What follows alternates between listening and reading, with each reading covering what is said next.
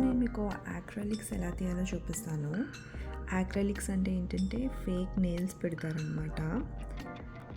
కొంచెం ప్లాస్టికీగా ఉంటాయి. Some gum లాంటి సబ్స్టెన్స్తో అతికించి షేప్ చేసి మొత్తం చేస్తారు.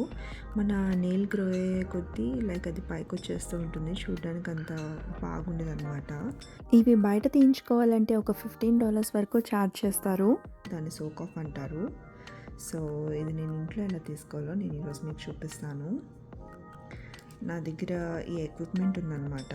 ఇది వచ్చేసి బ్యూరర్ అనే బ్రాండ్ వాళ్ళది. చాలా అటాచ్మెంట్స్ ప్రొవైడ్ చేస్తాడు పైనవి చేంజ్ చేసుకోవడానికి. మన అవసరాన్ని బట్టి ఆ హెడ్స్ మార్చుకోవచ్చు. అక్కడ మీరు చూస్తున్నారు కదా, మనం మార్చుకోవచ్చు అనమాట ఈ హెడ్స్. అలాగే ఇటు సైడ్ కావాలంటే అటు సైడ్ రొటేషన్ మనం మార్చుకోవచ్చు. లైక్ రైట్ సైడ్ కావాలంటే రైట్ తిరుగుతుంది. లెఫ్ట్కి రొటేట్ చేస్తాను, అప్పుడు మొత్తం లెఫ్ట్కి తిరుగుతుందన్నమాట అటాచ్మెంట్ అంతా. అలాగే మనకి ఇక్కడ స్పీడ్ ఇంక్రీజ్ చేసుకోవడానికి డిక్రీజ్ చేసుకోవడానికి బటన్స్ కూడా ఇచ్చారు. ఇంకా ప్రాసెస్లోకి వెళ్ళిపోదాం. ఫస్ట్ అయితే నెయిల్స్ మీకు ఎంత హైట్లో కావాలో అంత హైట్లో కట్ చేసుకోండి.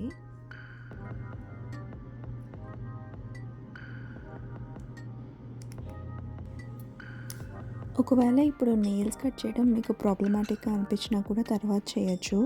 మనం ఎసెటోన్ రిమూవర్లో నెయిల్స్ సోక్ చేయాలన్నమాట. అలా సోక్ చేసిన తర్వాత కూడా కొంచెం సాఫ్ట్ అవుతాయి నెయిల్స్, అప్పుడు కట్ చేయొచ్చు.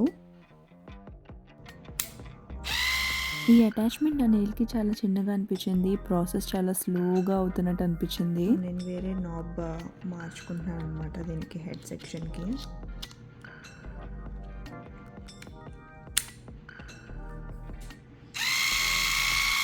నాయిస్ చాలా ఎక్కువ వస్తుంది, అందుకని చెప్పి నేను ఈ ఆడియో మ్యూట్ చేశాను.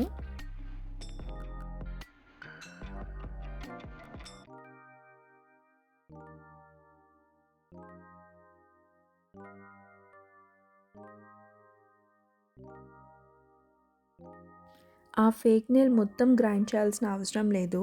మనకి మరీ డీప్గా గ్రైండ్ చేస్తే ఏంటంటే మన నెయిల్కి దెబ్బలు తగిలే అవకాశం ఉంటుంది. సో ఈ పిక్చర్లో మీకు చూపిస్తున్నట్లుగా కొంచెం ఇట్లా కనిపిస్తూ ఉన్నప్పుడు వదిలేసేయాలన్నమాట. ఆ తర్వాత ఇది మనం నెయిల్ పాలిష్ రిమూవర్లో చేతులు కాసేపు ముంచి ఉంచుతాము. అది ఎసిటోన్ అనమాట, 100% ప్యూర్ ఎసిటోన్. ఏదన్నా తీసుకోండి, ఏ బ్రాండ్ అన్నా పర్లేదు. కాసేపు ఒక 5 to 10 minutes ఈ సొల్యూషన్లో మనం ఆ ఫింగర్స్ని ఉంచాలి.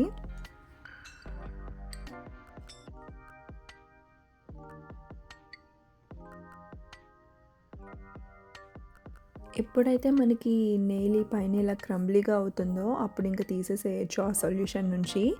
ఇప్పుడు మనము ఏదన్నా ఆరెంజ్ స్టిక్ ఏమన్నా తీసుకొని దాంతో మనం ఆ నెయిల్ పార్ట్ అంతా రిమూవ్ చేసేయచ్చు అనమాట, ప్లాస్టిక్ పార్ట్ అంతా కూడా. కేర్ఫుల్గా స్క్రేప్ చేస్తే అది వచ్చేస్తుంది మొత్తం.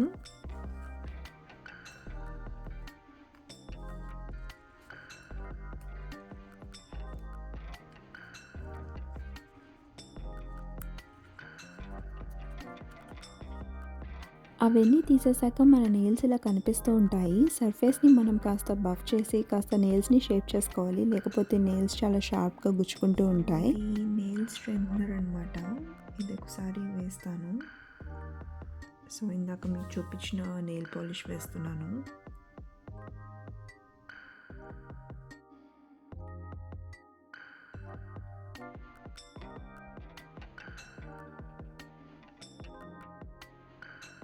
ఇప్పుడు ఎండ్స్కి కిటికల ఆయిల్ రాస్తున్నాను.